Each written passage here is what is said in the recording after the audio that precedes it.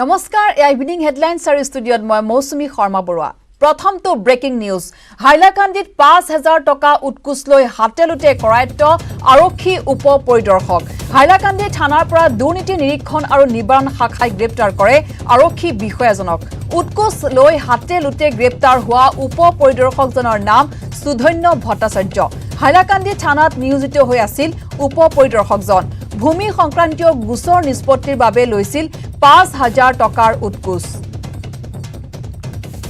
পুনৰবাৰ জনাইছো হাইলাকান্দিত 5000 টকা উৎকুচ লৈ হাতে লুটে কৰায়ত্ব হল আৰক্ষী উপ পৰিদৰ্শক হাইলাকান্দি থানাৰ পৰা দুৰ্নীতি নিৰীক্ষণ আৰু নিবাৰণ শাখাই গ্ৰেপ্তাৰ কৰে আৰক্ষী বিষয়াজনক উৎকুচ লৈ হাতে লুটে গ্ৰেপ্তাৰ হোৱা উপ পৰিদৰ্শকজনৰ নাম সুধন্য ভট্টাচাৰ্য হাইলাকান্দি থানাত নিয়োজিত হৈ আছিল উপ পৰিদৰ্শকজন ভূমি সংক্ৰান্তীয় গোচৰ নিষ্পত্তিৰ বাবে লৈছিল 5000 টকাৰ উৎকুচ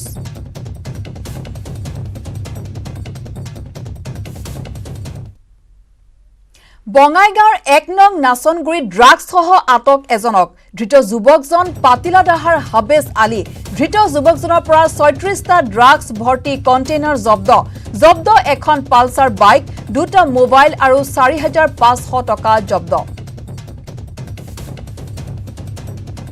বঙাইগাঁৱৰ 1 নং নাচনগুৰি ড্ৰাগছ সহ আটক কৰা হৈছে এজনক ধৃত যুৱকজন হৈছে পাতিলাদাহাৰ হাবেছ আলী ধৃত যুৱকজনৰ পৰা 36টা ড্ৰাগছ ভৰ্তি কণ্টেইনাৰ জব্দ এখন পালসাৰ বাইক দুটা মোবাইল আৰু 4500 টকা জব্দ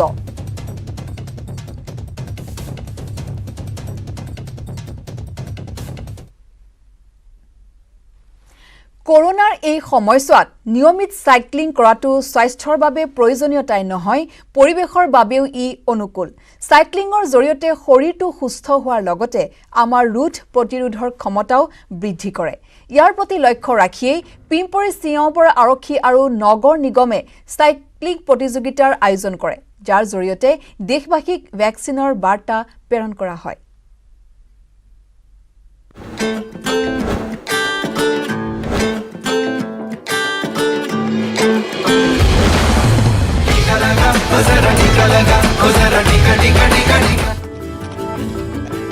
যিদৰে এটা সুস্বাস্থ্য আৰু ৰোগ প্ৰতিৰোধ ক্ষমতাৰ বাবে সাইক্লিং প্ৰয়োজনীয় ঠিক তেনেদৰে কৰোনাৰ পৰা ৰক্ষা পাবলৈ কোভিড-19ৰ টিকা লোৱাটো অতি প্ৰয়োজনীয় আৰু এই কথাই দেশৰ প্ৰধানমন্ত্ৰীৰ লগতে চিকিৎসক স্বাস্থ্যকৰ্মী আৰু জিলা অধিকাৰীসকলে একে সুৰতেই সুৰ মিলাই আহিছে মহাৰাষ্ট্ৰৰ পিম্পৰি চিনবাৰত যোৱা 14 নৱেম্বৰত আয়োজিত এই সাইক্লোথন প্ৰতিযোগিতাৰ দৃশ্যলৈ মন কৰক ইয়াত এই সময়ত প্ৰায় 3000ৰো অধিক লোকে এই বিশেষ সাইক্লিং প্ৰতিযোগিতাত অংশগ্ৰহণ কৰিছে আৰু ইয়াৰ বিশেষ কথা এয়াই যে স্বাস্থ্য আৰু শৰীৰৰ প্ৰতি মানুহক সজাগ কৰিবলৈ এই মহা অভিযানত অভিনেতা সুনীল ছেট্টি আৰু পিম্পৰি চিঞ্চবৰৰ আৰক্ষী আয়ুক্ত কৃষ্ণ প্ৰকাশ মুখ্য অতিথি হিচাপে উপস্থিত থাকে আৰু এওঁলোকেও মানুহক এই বাৰ্তাই দিছে যে যিদৰে সাইক্লিং সুস্বাস্থ্য আৰু সুশৰীৰৰ বাবে প্ৰয়োজনীয় ঠিক তেনেদৰে কৰোনাৰ পৰা সম্পূৰ্ণৰূপে ৰক্ষা পাবলৈ কোভিড-19ৰ টিকা লোৱাটো অতি প্ৰয়োজনীয়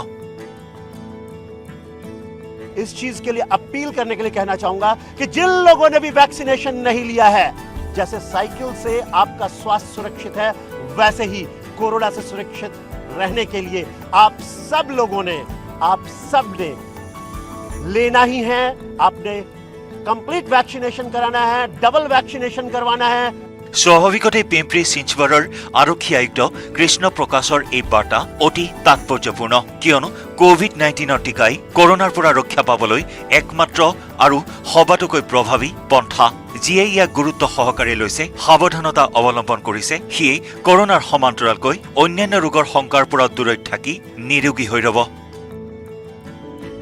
bureau report news 18 network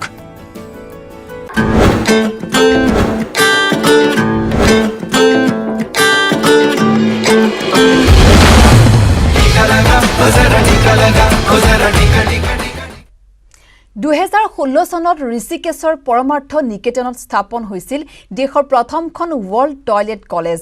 Reckitt and Benckiser, world toilet organisation, Jagran Pahal আৰু গ্লোবেল ইণ্টাৰফেইথ ৱাছৰ যৌথ উদ্যোগত এই কলেজখন স্থাপন কৰা হৈছিল। এই কলেজখনত অনাময় কৰ্মীসকলক কেৱল কামত দক্ষতা বৃদ্ধিৰ প্ৰশিক্ষণেই দিয়া নহয়, বৰং কেনেদৰে পানী আৰু অনাময় উপযোগী টয়লেট নিৰ্মাণ কৰি ক্ষুদ্ৰ উদ্যোগী হ'ব পাৰি তাৰো প্ৰশিক্ষণ দিয়া হয়। পৰমাৰ্থ নিকেতনৰ স্বামী চিদানন্দ সৰস্বতীয়ে কয়, আমি মন্দিৰ যথেষ্ট নিৰ্মাণ কৰিলোঁ, এতিয়া মানুহক টয়লেট নিৰ্মাণৰ প্ৰশিক্ষণ দিয়াৰ সময় আহি পৰিছে।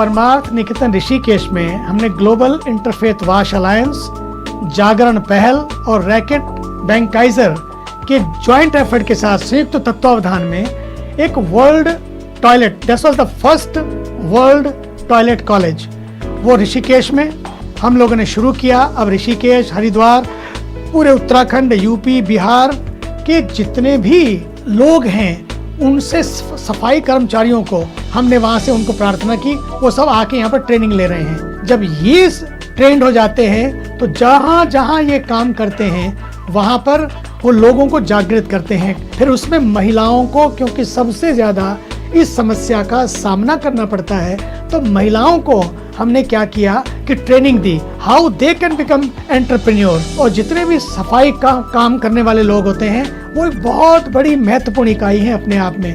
उनकी स्किल डेवलपमेंट, उनकी स्किल बिल्डिंग, कैपेसिटी बिल्डिंग कैसे हो, हमने उनको आगे लाया और अन्य संस्थाओं को भी आगे लाया, ताकि वो संस्थाएं अपने अपने माध्यम से, केवल हम अकेले नहीं, सारी संस्थाएं मिलकर ये काम करें। इन समुदायों को, महिलाओं को और बाकी पुरुषों को भी राज मिस्त्री के रूप में ट्रेनिंग दे रहे हैं, ताकि वे सीखें, फिर शौचालयों का निर्माण करें, फिर दूसरों को भी ट्रेनिंग करें, जिससे महिलाओं को स्वयं सहायता समूहों से उनको जीवन को जोड़ के उनके जीवन स्तर में कैसे हम सुधार लाएं, इसका बहुत बड़ा प्रयास हो रहा है, उसका बहुत बड़ा फायदा हो रहा है। स्वच्छता और पानी, पानी हमको बचानी है ये जिंदगानी।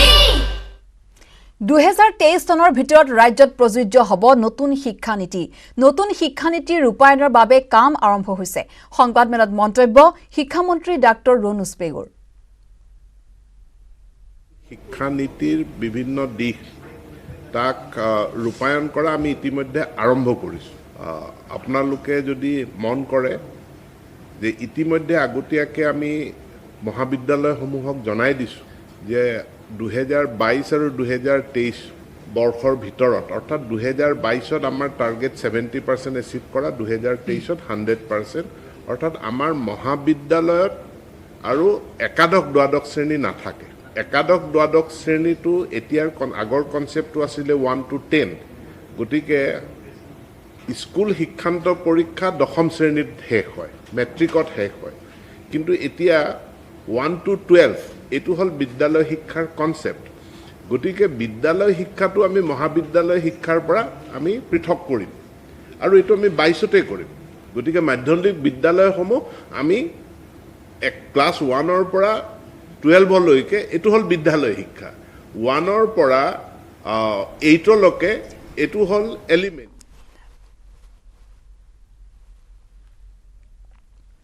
আৰু ইয়াৰ লগে লগে এতিয়াৰ বাতৰিৰ পৰা মই মৌচুমী বিদায় লৈছোঁ। ধন্যবাদ।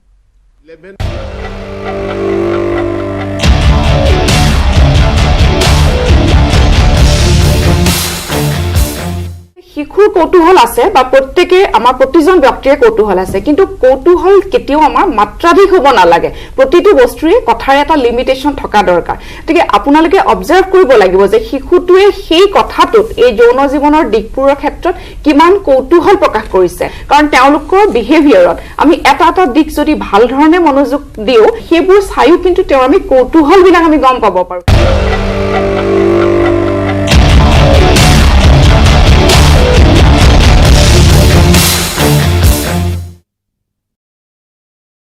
नमस्कार, इस बुलेटिन में आपका स्वागत है। खबरें विस्तार से जानने से पहले एक नजर सुर्खियों पर डाल लेते हैं।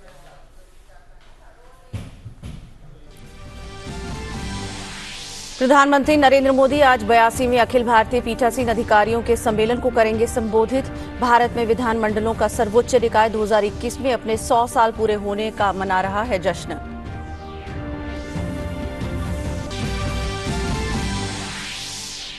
भारत आज से श्री करतारपुर साहिब कॉरिडोर का संचालन फिर से करेगा शुरू। केंद्र के निर्णय से बड़ी संख्या में सिख तीर्थयात्रियों को होगा लाभ। श्री करतारपुर साहिब लाखों भारतीयों की आस्था का केंद्र है।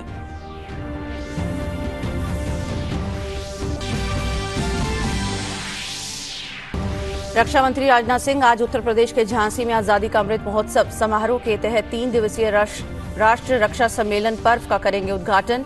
19 नवंबर को एक भव्य समारोह में पीएम मोदी देश में कई योजनाओं को करेंगे समर्पित।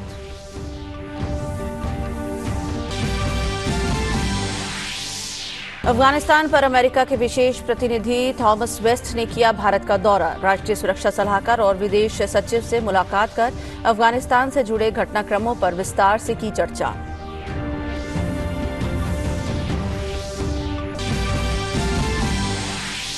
आत्मघाती हमलावरों ने युगांडा की राजधानी कंपाला को बनाया निशाना। कम से कम 3 लोगों की मौत, 30 से अधिक लोग हुए घायल। इस्लामिक स्टेट ने ली धमाकों की जिम्मेदारी।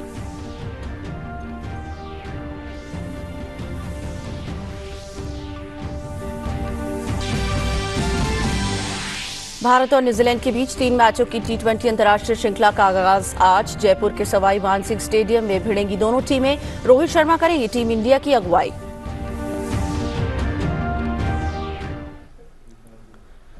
और खबरें विस्तार से। प्रधानमंत्री नरेंद्र मोदी आज वीडियो कॉन्फ्रेंसिंग के माध्यम से 82वें अखिल भारतीय पीठासीन अधिकारियों के सम्मेलन के उद्घाटन सत्र को संबोधित करेंगे।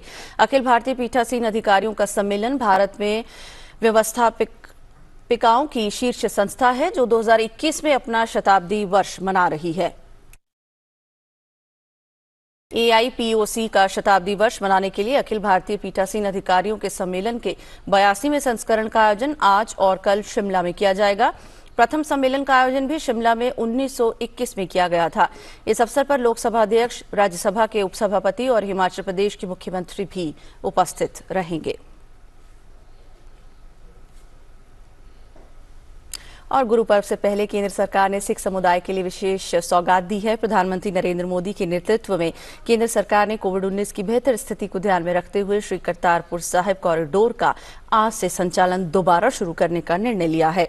श्री करतारपुर साहिब कॉरिडोर से तीर्थ यात्रा की सुविधा मौजूदा प्रक्रियाओं और कोविड प्रोटोकॉल के पालन के अनुसार प्रदान की जाएंगी। केंद्रीय गृह मंत्री अमित शाह ने ट्वीट करके केंद्र सरकार के इस फैसले की जानकारी दी। उन्होंने ट्वीट में लिखा कि इस निर्णय से बड़ी संख्या में सिख तीर्थयात्रियों को लाभ होगा। नरेंद्र मोदी सरकार ने कल यानी कि 17 नवंबर से करतारपुर साहिब कॉरिडोर को दोबारा खोलने का फैसला किया है। ये निर्णय श्री गुरु नानक देव जी और हमारे सिख समुदाय के प्रति मोदी सरकार की अपार श्रद्धा को दर्शाता है।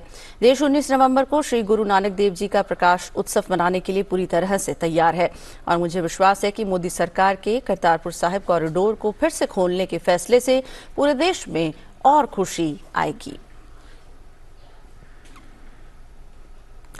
रक्षा मंत्री राजनाथ सिंह आज उत्तर प्रदेश के झांसी में 3 दिवसीय राष्ट्र रक्षा समर्पण पर्व का उद्घाटन करेंगे।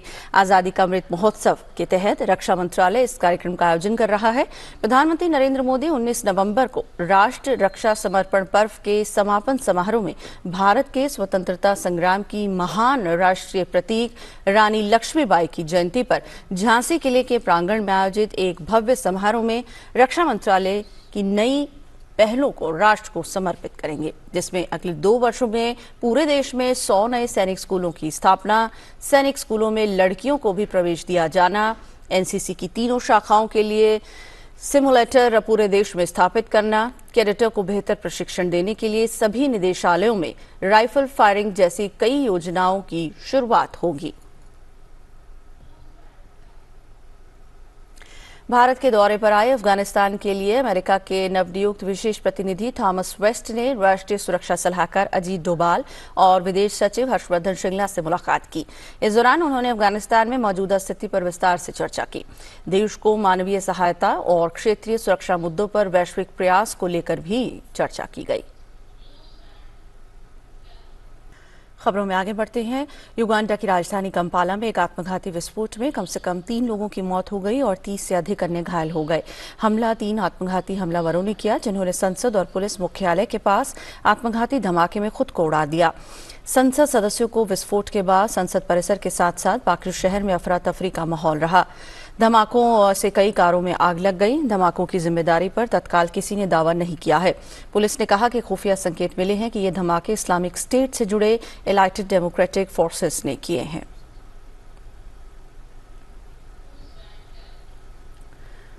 न्यूजीलैंड से वर्ल्ड कप में हारने के बाद टीम इंडिया एक बार फिर क्रिकेट के सबसे छोटे फॉर्मेट में कीवियों से भिड़ने जा रही है। भारत बनाम न्यूजीलैंड के बीच 3 मैचों की T20 सीरीज की शुरुआत आज जयपुर से होगी।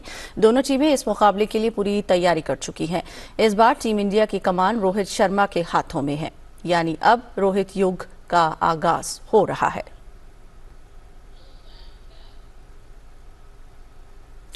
न्यूजीलैंड के खिलाफ T20 सीरीज की शुरुआत से पहले भारतीय T20 टीम के कप्तान रोहित शर्मा ने कहा कि भले ही भारत ने T20 विश्व नहीं जीता, लेकिन पिछले कुछ समय में टीम ने T20 में शानदार खेल दिखाया है।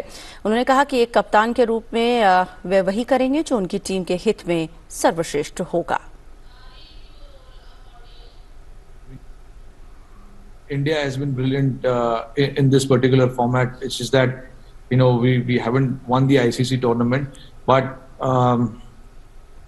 we've played well as a team and we've performed well as a team. Of course, there are little holes that we need to fill up and make sure that we've been looked after. That will be the biggest challenge that we'll have as a team to do that. There are holes in every team, but it's just that, you know, you try and maximize that, the better for you.